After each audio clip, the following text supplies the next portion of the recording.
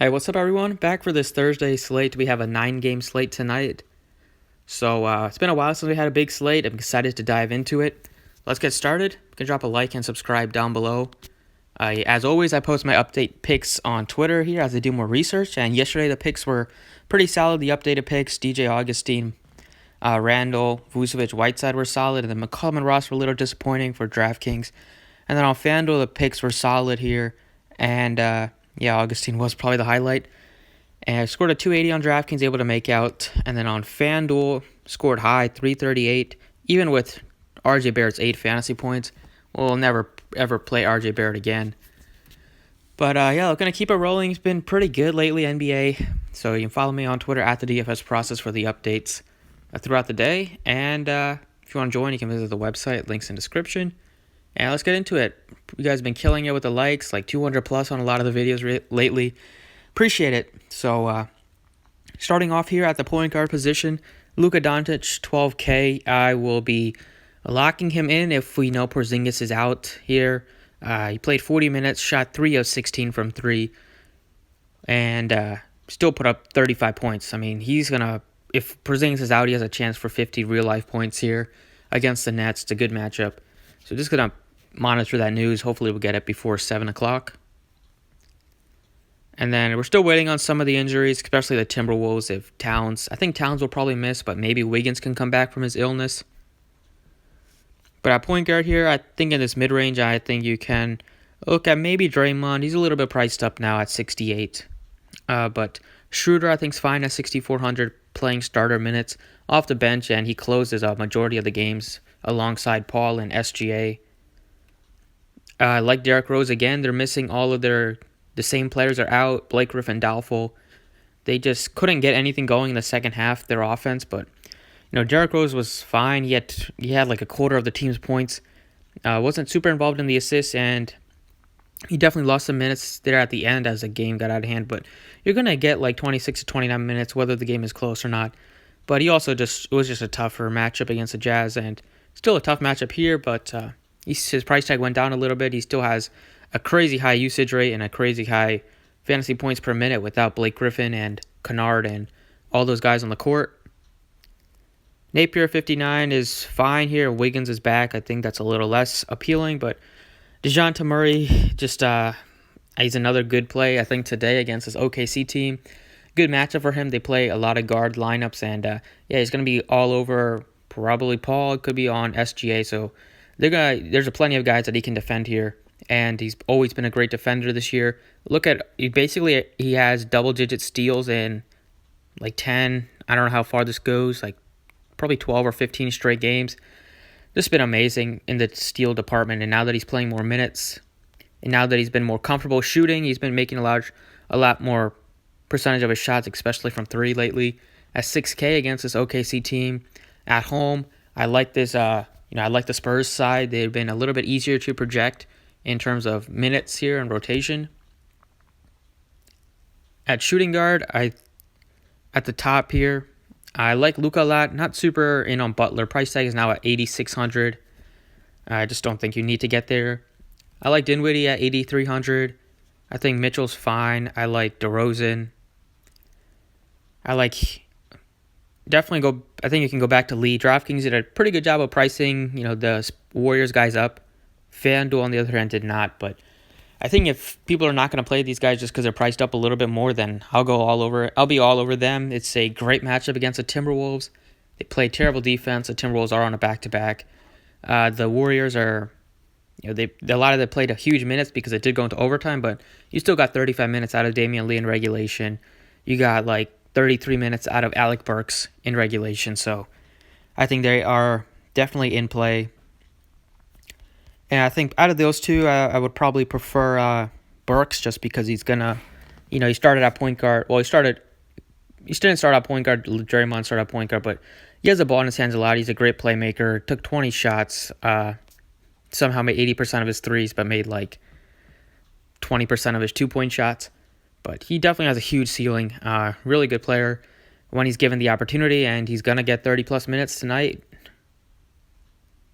Small forward, there's not a ton of superstars on the slate. I mean, you have Kawhi Leonard and Paul George at the top here. There's not like a James Harden, no LeBron, no Davis. There's like it's a little bit less star-studded, so I'll probably go into the mid-range a lot of these plays, especially because the Clippers don't have a great matchup against the Pistons. It's a slow matchup, and they're probably gonna just crush them in 3 quarters.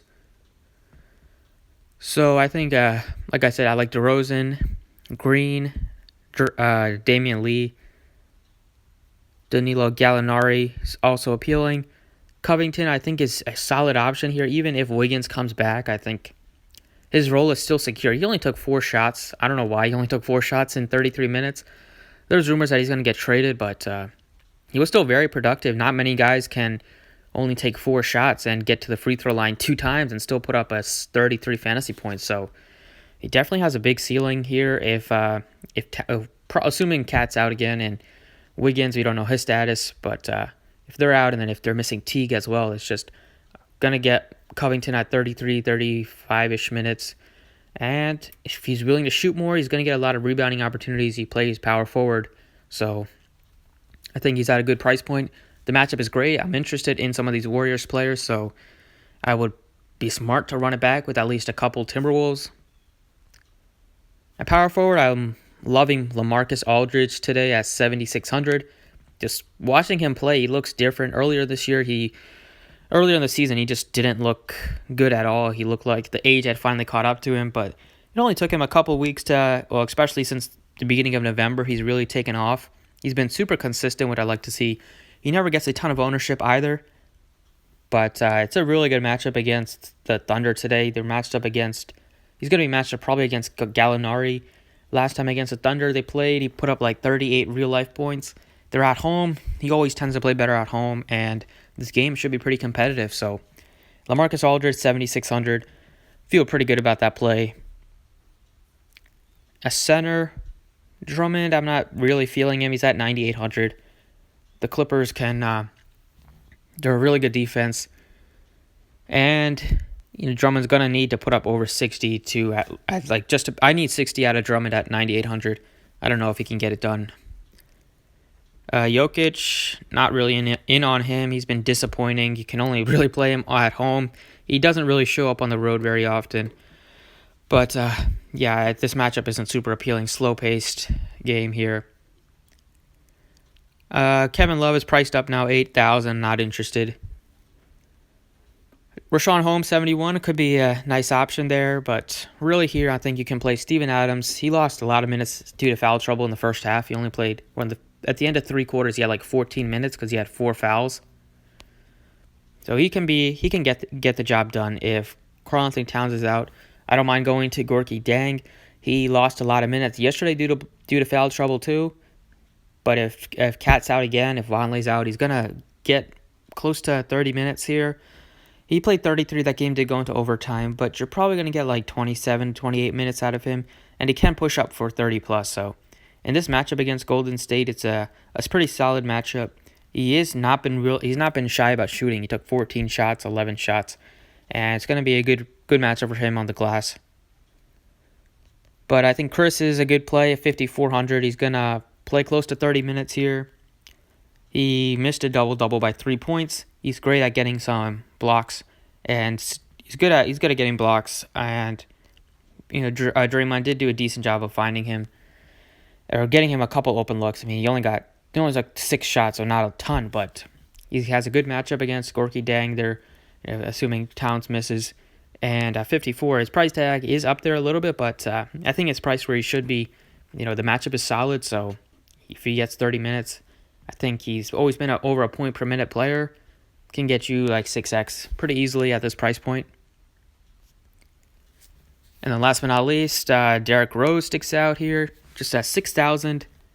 If I want to play at least one Piston, it would be Derrick Rose just because he has a ceiling. He has at least a decent floor. It's very rare that Rose is going to give you under 20 fantasy points.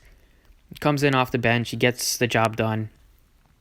And his rates are just insane. If you look at the point per minute, about like 1 point. It was 1.5. Probably went down a little bit after last game, but he's still the best point per minute producer on the team without taking out all the injured players. So that's the early look at DraftKings for this 9-game slate. And then on Fanduel here, Luka is just a broken price tag on Fanduel. I've been prioritizing him at this price point. He's been 11K for like the last 3-4 games. Here, last time against OKC, he wasn't popular at all, but definitely played him. Kind of got a little lucky that Porzingis was out, but he still was solid there. I mean, he was a great play in that game anyway. But at 10-8 here against Brooklyn at home, just feeling really good about Luka. Just way too cheap on FanDuel if he's 12K on Draftkings. At shooting guard, they did not price up the Warriors player, so I will be interested in the same three that I had last time out. Damian Lee at 6K.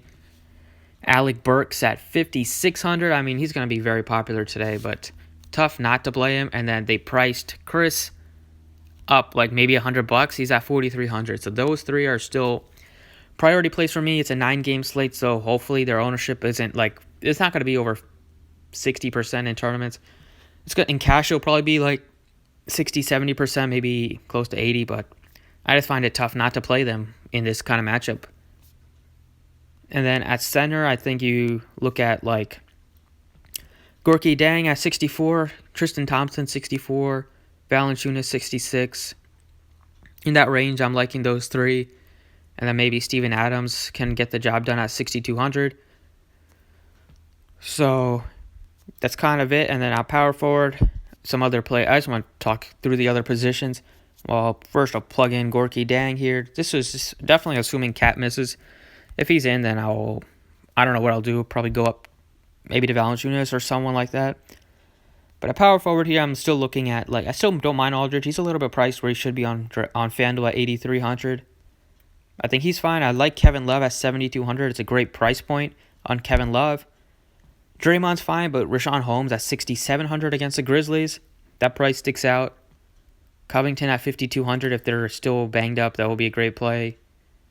And then they have plenty of cheap guys to choose from. Maxi Kleber, if Porzingis misses, is going to be a really good value option, as is Christian Wood at 4,100. A small forward, definitely Paul George is at only 8,000. That's a really good price point for Paul George. I like him. I like Gallinari. I like Ingles. I don't mind Prince. Glenn Robinson, 47. That's cheap. I mean, Harrison Barnes is 4,400 on FanDuel today. He's always a hit or miss player, but that is a really cheap price point. Culver's at 43.